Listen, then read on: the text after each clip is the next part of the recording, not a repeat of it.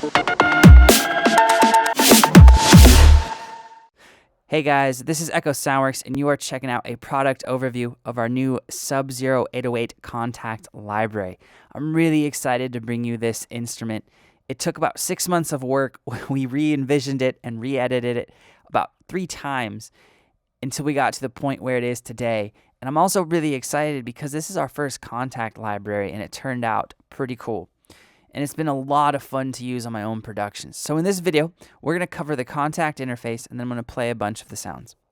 First things first, though, is I want to get some of the prerequisite information out of the way. You need version 5.5.1 of Native Instruments Kontakt to run Sub-Zero 808. Now, it will work in the Kontakt player, but it will only work for 30 minutes, and it will time out, and that's just how Native Instruments has set up the Kontakt player licensing agreements, so you would prefer to have the full version of Native Instruments Kontakt. Now, we also included the WAV files for all the 808s, so if you don't want to use Kontakt, or maybe you don't have Kontakt, you can still use all of the 808s in this pack. So if we go to the Browse folder here, we'll be able to see the contents of the pack. It comes with an 808s folder, which has 102 808s.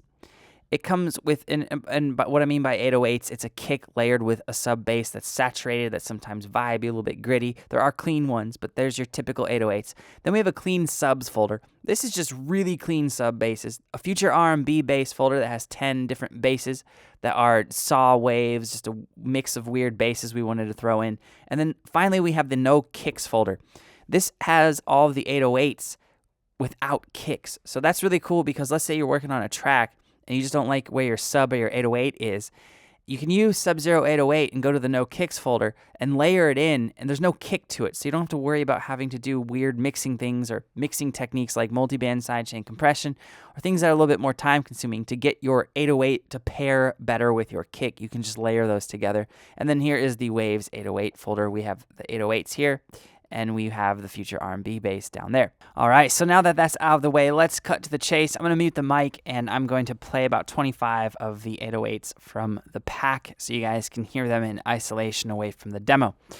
So let's start now. I'm going to turn off the mic, and we'll get into it.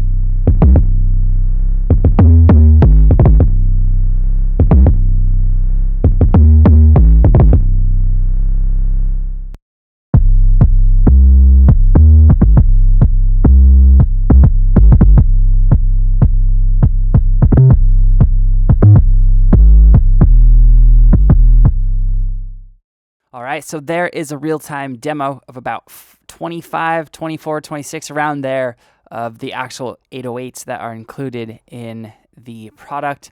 And before we get into the interface, I'll touch on just a couple more of the instruments. Here's one of the clean subs. Right, clean subs. We'll look at one of the future R&B basses.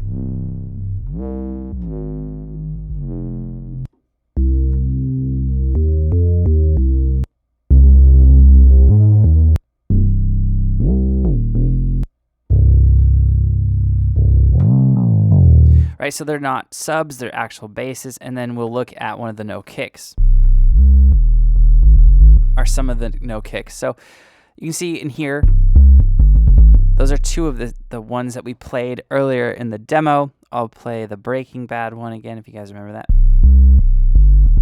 So again, they have the same tail, the same effects, just no kick at the beginning. So what we wanted to do is we wanted to create a sub 808 library that kind of fell in the middle as far as in terms of what you get on the actual Kontakt interface. There's some Kontakt libraries out there for subs that literally look like this. You don't even get attack, decay, sustain, release. And then there are ones that have multiple pages. They have compression, saturation, all this other stuff that for my personal workflow, I always do on my channel strip and my DAW. For instance, I almost always parallel compress my 808s. I use parallel equalization to color the sound, and I'll do sidechain multiband compression to get the 808 to fit better with the kick.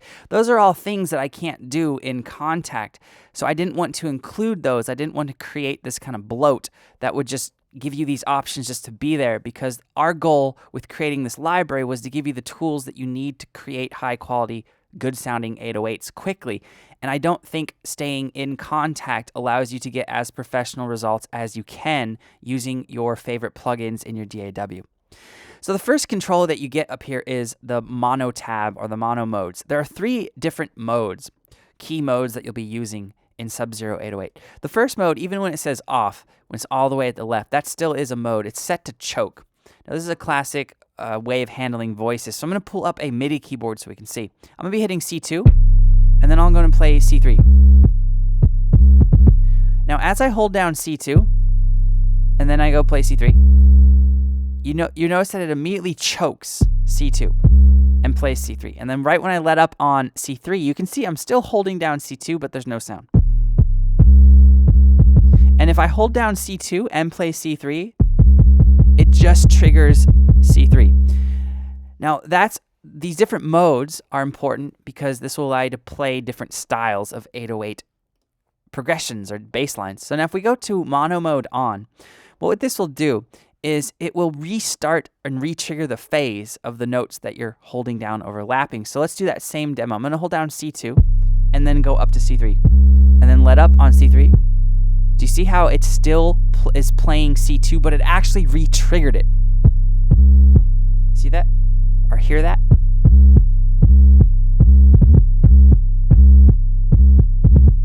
Now this mode is amazing for doing your rolls, because after you do your roll up high, you can just hold down that first note and it will restart the trigger.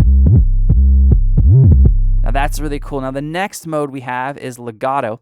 So if I'll hold down C2, we'll play C3.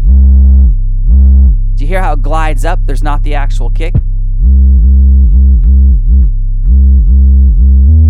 So if you're holding down multiple notes at a time, it won't re-trigger the phase for the note that is the last played note.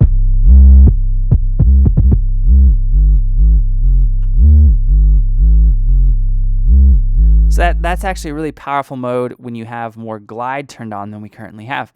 Now moving over, we have note priority. And this will tell the mode or the voices to look at what note is the most important. You can have last note, which is what we had it set on. You can hear it there. You have next note, low note, and high note. So if you want it to re-trigger the phase of a higher note, a lower note, you can have all those settings set right there. Now, moving over, we have the attack, the decay, sustain, release settings. You have just typical controls here. Now, you can control all of these are just basic. They work in milliseconds. I feel like I don't need to control this, but or go over this that much. But let's say with this sound, you wanted it to have a longer release, which would be fine actually if you have a really long release and you're on the choke mode.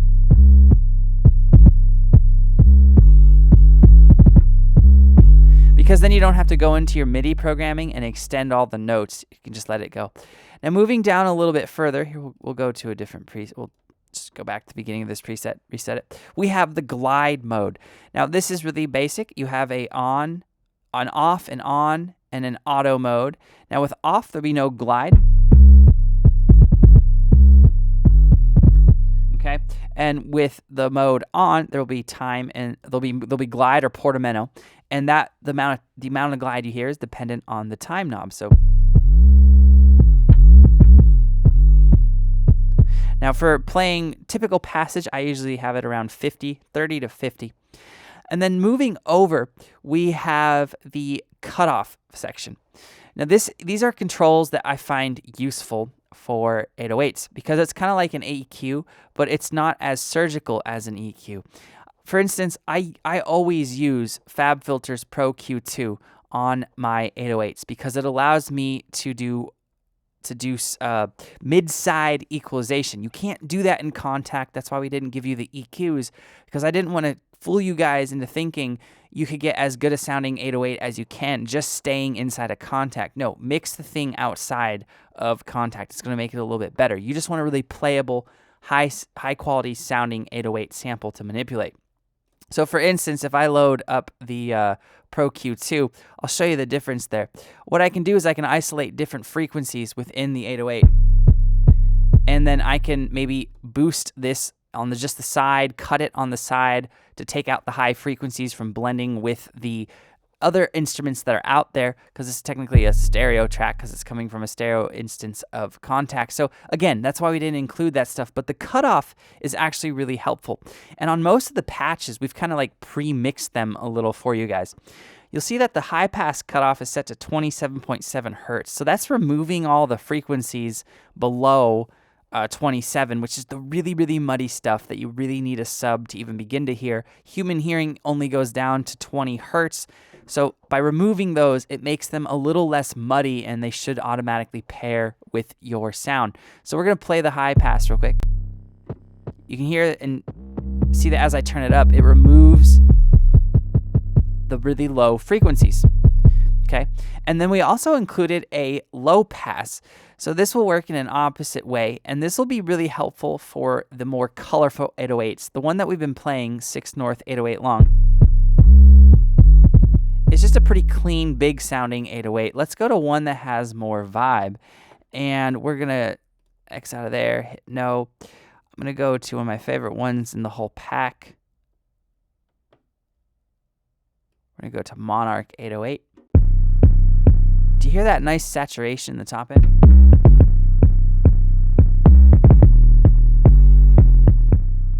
Let's say you don't want that. Let's say you want less of that. That's what the low pass will be for.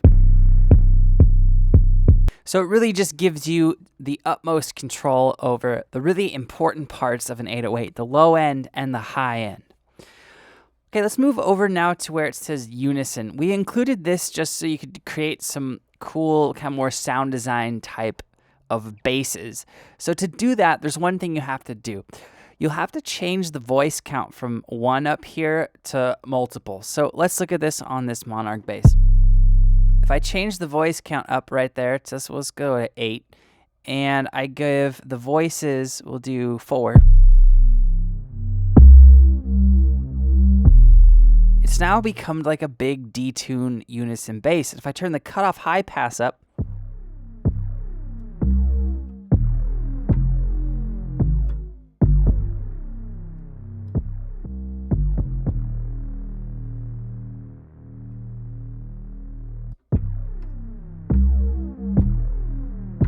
it's actually like a big detune kind of bass as opposed to a sub bass. So you can do some interesting things with that, especially with the future R&B basses that we did include. All right, so that sums up a look at the actual interface here. A couple other things I wanted to touch on. First is that you'll notice in the pack there are some presets called long. And now, one of the main reasons why I set out to make an 808 sub library in the first place was I was so sick of sub samples being so short. So there are a lot of really long samples in here. For instance, right, it'll go for days. Like, it'll go until I let up. And that's really cool for future R&B productions, slower hip-hop productions where you want your 808 to actually be the bass and you want to hold it out for 4 or 8 counts. You can do that with most of these.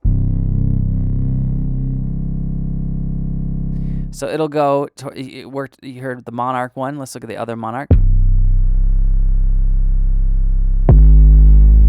So then you don't have a complete like fallout.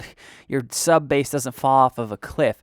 So some of the patches are called long, and those are the ones that you will know for sure will ring out for an extended time. Most of them will. There's not too many that are really short in this pack. That's one of the main reasons why I set out to create this. So for instance, this will just go for days until I let up. And that's happening from our Kontakt script. And it's really cool to have. I'm really excited to have this. It's been a godsend in my own productions. See, the sub part will just go for days. So if you're doing slower stuff, poppier stuff, this is huge. Now, the next thing I wanted to touch on is, let's load up one more. We have an embedded pitch bend working in the script. And let's load up, we'll do the Monarch one again, why not?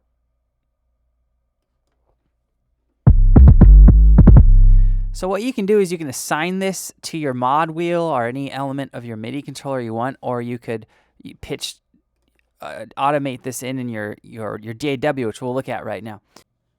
Okay, so I have a MIDI region in coming from Sub-Zero 808. And what we're gonna do is we're gonna use that pitch bend that's just happening from the script. You don't have to do anything special for it. We're gonna talk about how it works.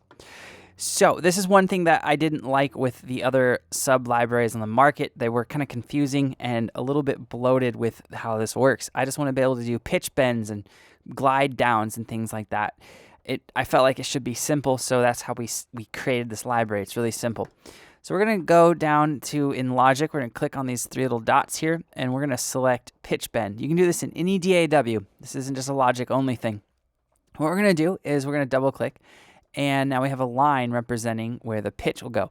Now in Logic, it'll go to a max value of 63 and a negative value of -64, kind of like the pan does. In other DAWs, it'll be different. So when you go up to its max position, either up or down, you will be 2 octaves away from the note that you're actually triggering. Now if you go halfway, it'll be 1 octave. Anything in between there is going to be actual individual notes. So let's look at this. This first note is a C2. I'm going to loop just this first note here, and in the middle of the note, I'm going to pitch up with the pitch bend. I'm going to pitch up to 64. So from this point on in the note, we would expect this to sound like this C. I'm sorry, this C, because we're going 2 octaves above it. So here's the note we played, and it should sound like that. Let's listen. And there it is. So it's really easy to do pitch bends in here. You can draw them in, you can automate, you can do however you prefer. You can assign it to your keyboard, which is easy to do in Kontakt. But let's create some rolls here.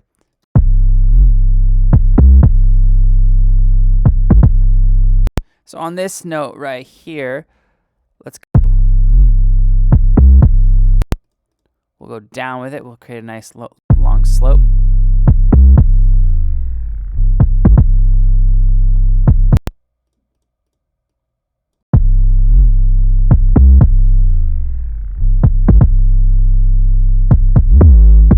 So it's really easy to do. It's really musical, and that's how it should be, in my opinion. All right, guys, that sums up this overview and walkthrough of Sub-Zero 808. If you have any questions or comments, let me know below, and I'll get back to you as soon as I can.